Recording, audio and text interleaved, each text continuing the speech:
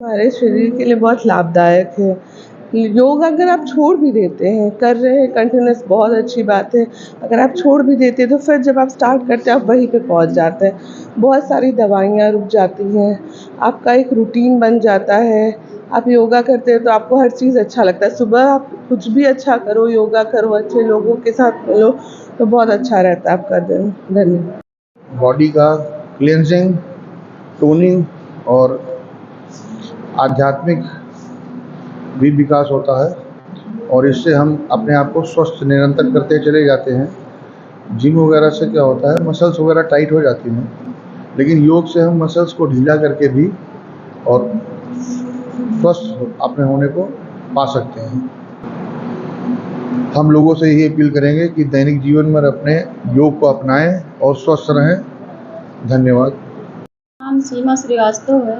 मैं 2 सालों से योग से जुड़ी हूँ। सर्वाइकल से मुझे बहुत दिक्कत थी। डॉक्टरों ने कहा कि आप एक्सरसाइज करेंगी तभी आपको आराम मिलेगा। यहाँ आने के बाद मैं आज पूरी तरह से स्वस्थ हूँ। मुझे कोई दिक्कत नहीं है। मैं आपके चैनल के द्वारा और आम जनता को ये बताना चाहती हूँ कि योग से हमें बहुत ही लाभ है। आप भी इसे आप अपने नज़दीकी केंद्र से ज्वाइन करें और अपने स्वस्थ होने का पूरा प्रयास करें। डॉक्टरों की दवाइयाँ खाने से अच्छा है हम अपने लिए, खुद के लिए 1 घंटा का टाइम अगर निकालते हैं तो हम पूरा दिन एकदम से एनर्जी फील करते हैं और पूरा दिन हमको लगता है तरोताज़ा महसूस करते हैं। इसलिए आप लोग भी योग से जुड़े और स्वस्थ रहें। धन्यवाद।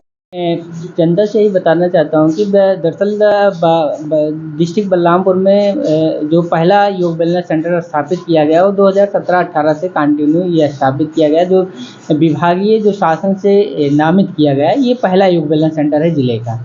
और जब से यहाँ पे योग वेलनेस, ये पिछड़े जो ज़िला है, यहाँ जब से योग वेलनेस सेंटर स्थापित हुआ, जो मुख्यालय में है, जिला चिकित्सालय बलरामपुर के मुख्यालय में स्थापित किया गया है। और यहाँ तब से हज़ारों पेशेंट आके यहाँ से स्वस्थ होके गए हैं। हर प्रकार के पेशेंट आए, कोई सर्वाइकल का था, कोई आर्थराइटिस का था, मोटापा का था। इस तरह के पेशेंट यहाँ पे जो पीजीआई मेडिकल कॉलेज कहीं से रिफ़र होके आए हैं और यहाँ से अच्छे स्वस्थ होके यहाँ से गए हैं। और आने वाले 2024 का जो अंतर्राष्ट्रीय योग दिवस है, आयुष मिशन भारत सरकार, राष्ट्रीय आयुष मिशन भारत सरकार के अंतर्गत जो संचालित योग वेलनेस सेंटर ज़िले में चल रहे हैं, उसमें जो प्रशासनिक तौर से जो ज़िले का कार्यक्रम है वो सामूहिक योगाभ्यास कार्यक्रम, जो कि पूरे ज़िले का एक कार्यक्रम स्थापित किया जाएगा।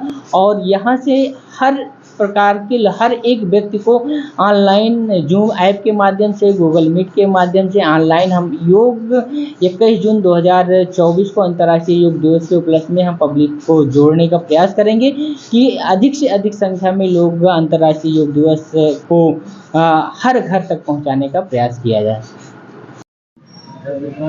हम लोग रोज़ सुबह स्टेडियम में आते हैं और ये सब पूरी टीम मॉर्निंग वॉक करती है। उसके बाद सब लोग योग करते हैं और इसमें कई लोग तो ऐसे हैं जो विगत कई सालों से लगातार मॉर्निंग वॉक और योग कर रहे हैं। और उसका कारण भी है, हमारे अंकल बैठे हैं, ये 77-78 साल के हैं, सबसे तेज़ चलते हैं। उसका कारण योग ही है। और कहा भी जाता है करें योग रहें नियोग। और योग करने से फ़ायदा जो हम लोगों को महसूस होता है, उससे चुस्ती फुर्ती भी रहती है, वेट भी कंट्रोल रहता है, मन मस्तिष्क भी सही रहता है। तो योग सभी को करना चाहिए। अभी योग दिवस भी आने वाला है, अंतर्राष्ट्रीय योग दिवस। तो हम सबसे अपील करेंगे कि सारे लोग योग करें, क्योंकि यही एक ऐसी विधा है कि बिना कुछ किए, बिना कुछ खर्च किए आप स्वस्थ रह सकते हैं, खुश रह सकते हैं और लोगों को अपने योग से फिर इंस्पायर भी कर सकते हैं। तो सभी को योग करना चाहिए। योग के फ़ायदे सबको दिख रहे हैं। देखिए, योग ये ठीक है आपकी बात कि योग भारतवर्ष में लगभग 5000-6000 वर्ष पुरानी विधा थी, लेकिन ये योग ज़्यादातर देवालयों और मंदिरों वगैरह तक ही सीमित था। इस योग को जनमानस में आम करने के लिए दो लोगों का विशेष योगदान है। एक तो बाबा रामदेव जी, जिन्होंने जन जन तक इस योग को पहुंचाया। दूसरे हमारे मोदी जी के सहयोग से हमारे प्रधानमंत्री 2014 और 19 में और फिर पुनः एक प्रधानमंत्री होने के बाद उन्होंने इस योग को पूरे विश्व के पटल पर पहुंचाया। तो ये दो व्यक्तियों का योगदान योग में विशेष रूप से है, वरना ये एक सीमित कुछ पुजारियों, कुछ साधु संतों के बीच में ये विधा थी, लेकिन ये आम जनमानस तक इसको पहुंचाने का श्रेय बाबा रामदेव और हमारे प्रधानमंत्री जी को जाता है, और इसके लिए हम उन्हें धन्यवाद भी अर्पित करते हैं।